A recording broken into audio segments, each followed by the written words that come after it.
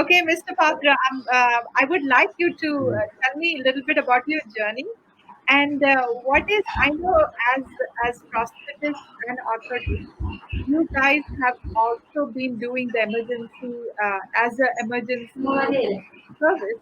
You have been providing services during the COVID time. So that's what I got that information from you. So you didn't stop your services. So I would like you to talk about those two things. How did you start this journey?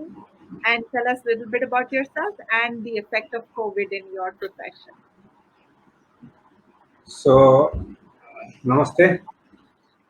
Prior to working at National Institute for Locomotor Disabilities, I worked in predominantly tribal coal belt area of Kottagudem, then Andhra Pradesh, now it is in Telangana.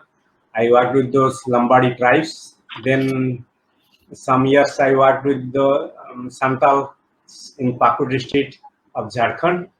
Now for last 19 years, I am working at National Institute for Locomotor Disabilities, Kolkata.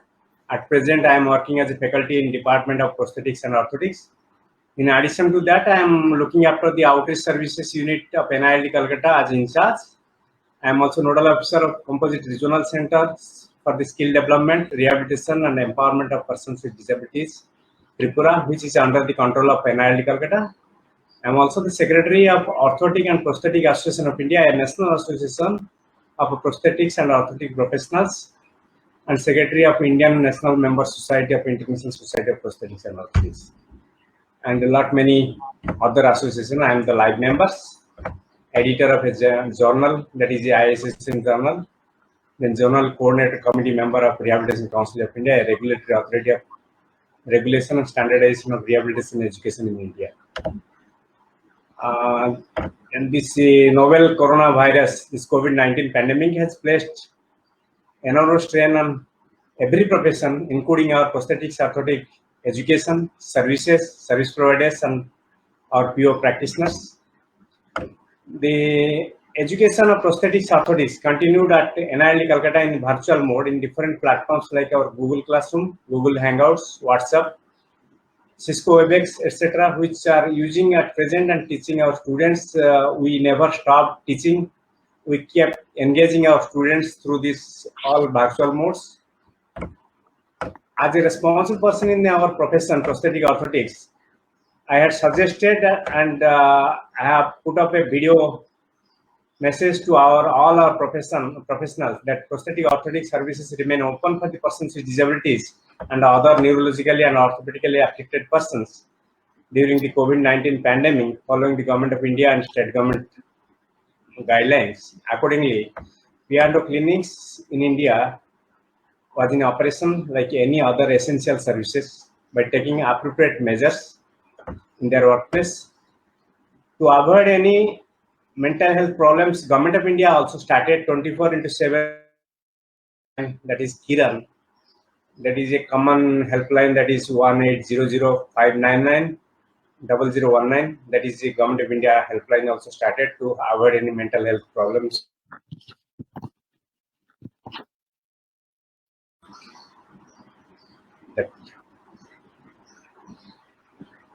Okay, so it's very impressive for all the positions you've been holding and doing a lot of work in the tribal area that you mentioned that you've had experiences over there.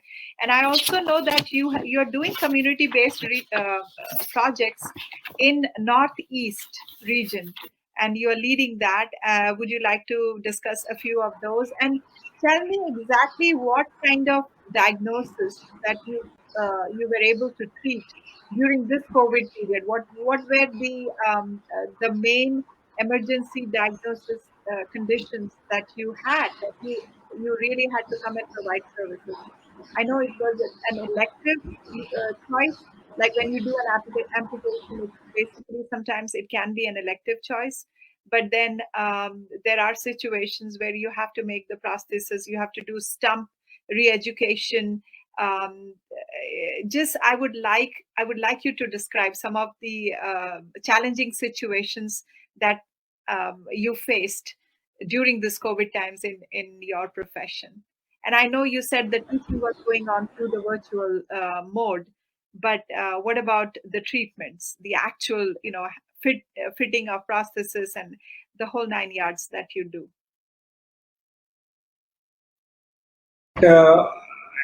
You all may be knowing that, if not knowing, many viewers may be not knowing that work environment in prosthetics orthotics is a unique mixture of healthcare, engineering, technical implementation. This results in risk that can be difficult to mitigate for prosthetic orthotic professionals and their clients. But we take a lot of care when the patient comes, report us, then we sanitize their prosthesis orthosis before taking to our setup. Then we also ensure that patient's hand is sanitized. They take every care so that there should not be any virus transmission to either of our staff or to the patient, either way. So they should. The only way to prevent this spread of coronavirus is to avoid all contacts through this. Clients, caregivers, they should be at every prosthetic orthotic clinics facilities. They should minimize their entry. As far as possible, when there is any requirement, they should come. If there is not any emergency, they should not report any center. As far as possible, we can give on telecommunication or tele-rehabilitation services, or through Skype, Cisco, whatever advice we can give them, so that they can minor repairs they can do at their workplace. But new cases, whoever they have the urgency, they cannot work. If any amputee, they have totally broken the prosthesis, then they can come and report, or they are coming and reporting us. We are just cleaning their prosthesis with all top sort of sanitization process, sanitizer available here in our office, and we are taking care of them. As far as the tribal setup is concerned, since I told you I have the work experience with the tribals in Andhra Pradesh, then Andhra Pradesh, now in Telangana with Lambadis, and in Pakur district of Santal Pargana with Santals. So that has that type of things also given some energy to me or encouragement to me to work in Northeast states, because during my school days, I heard that Northeast states was a very little difficult state, where those days we heard that people are not going to Northeast. Then there was just a lot of problem in the Northeast, and that way I developed my passion to go to Northeast. And during those student time, means I think during 90s, I heard that government has in the past shut down communication in the Northeast. The region was witnessed repression. People have been locked inside their houses for days, months. Activities leaders were arrested during those days. To know the fact, I had the curiosity and visited several times in different parts of Northeast, like Mizoram, that in Aizawl and Satsip in Mizoram, Mokongchung, Mankolemba, Kohima, Dimapur in Nagaland, South, North, East, West Tripura districts in the Tripura, and different parts of Manipur, Silchar in Assam and other parts of Assam, then Meghalaya. I visited those people. I had the opportunity to work with Basic Rights Foundation, Bangalore. They run the community-based rehabilitation programs, those places. We, through our outreach programs, and we conducted awareness programs in the Northeast states, so that we understood their problems. Then instead of showing our pittiness, we should ensure that how to solve their problem accordingly. I have gone into details of their activities, details of their problems, then ensure that they should get the prosthesis, orthosis as their doorstep. So we have gone there, we have taken manufactured prosthesis, orthosis at our setup at Calcutta, then taken in the flight to those areas, then fitted them. They were quite happy. Mr. Patra, prosthetic hand and prosthetic leg, Mr. like Patra, that. So that was the thing that I have the passion for the Northeast. Okay, Mr. Patra, I would like to interject real quick here. I just wanted to state, Modi ji had said a slogan that we need to bring Northeast area, we need to connect Northeast area with the mainland. And I think you are doing that. I mean, a lot of people are so afraid as professionals to even go and visit there. And you are going, taking the risk of your life and doing things. And I salute you for that. Even through the COVID times when everybody was so nervous, you guys kept your department open and provided the service. So I really acknowledge that. And I quickly wanted to ask you, were you there when जब president Covid जी आए थे हमारे institute में? मैंने ये देखा था कहीं पे, शायद मैंने कुछ महीनों पहले या 1 साल पहले शायद देखा था कि वो आए थे हमारे इंस्टीट्यूट में कुछ inaugurate. Was it a special occasion that he had come to visit? शायद चिल्ड्रंस डे था या ऐसे कुछ तो था जब वो आए थे, आपको याद? So the President of India, Honorable President, he has visited our institute on 1st November 2019. That was, he has shown his interest to visit the institute because some of our children, they have shown their abilities, they have shown their cultural abilities at President's President's house at Delhi. Then by impressed on their activities, he thought that he will visit our office at NILD Calcutta. So accordingly, he has made the plan and visited us on 1st of November 2019. And a lot of activities was done here in our office. And during that time, I had the opportunity to meet him and personally ensure that with him also, I have planted some plants with the president. Good to know that. Mr. Patra, you have a role in Bureau of Indian Standard. That sounds very impressive. I wanted to know what you do and what is Vibha India. That seems like a program. And you are a secretary of OPAI. So that's your key role. So can you quickly say about those things? So regarding this Bureau of Indian Standard, that is, I am the technical committee member of Bureau of Indian Standard, and that Bureau of Indian Standard standardize the different products. In that, our role is we standardize prosthetic orthotic product, so that the appropriate technology should be availed by the persons with disabilities.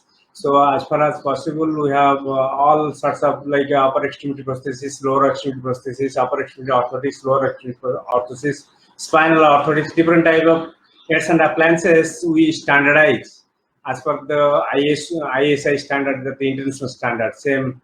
So that once it is standardized here, then we send the same standard to the international level so that it is internationally accepted. That is my role in Bureau of Indian Standard. Then Orthotic Prosthetic Association of India, it is a national level association working for the development of the prosthetic orthotic profession in India. So in this, what is, I think viewers may be knowing that prosthetic orthotic profession, that is a professionals, those who are engaged in prescribing, design, development and fabrication of prosthesis orthosis. Prosthesis means, that is in layman term called artificial limbs. Orthosis, that is called calipers, that is used for the paralyzed people and for the polio people and for CTE cases and other people, those who need support, that we use orthosis. So that is the association that can ensure that appropriate technology is disseminated throughout India and people use the prosthesis and orthosis with appropriate technology. And in that, we conduct various conferences and CRE programs, continuing rehabilitation education programs throughout India. It was conducted physical mode, face-to-face basis, but due to this pandemic, we have conducted last 5-6 months 7 programs like in webinar on virtual mode in different topics, and keep engaging our professionals and giving information to them the latest new technology available in India. That is about Prosthetic Orthotic Association of India. And what is Vibha India? The Vibha India is a Vigyan Bharati. It spreads the science among the young minds, young children, and it works in close association with the science and technology, that NCRT, CBSE, and then your Vigyan Prasad, so that their talent search examinations are conducted. That is Vidyarthi Vigyan Manthan.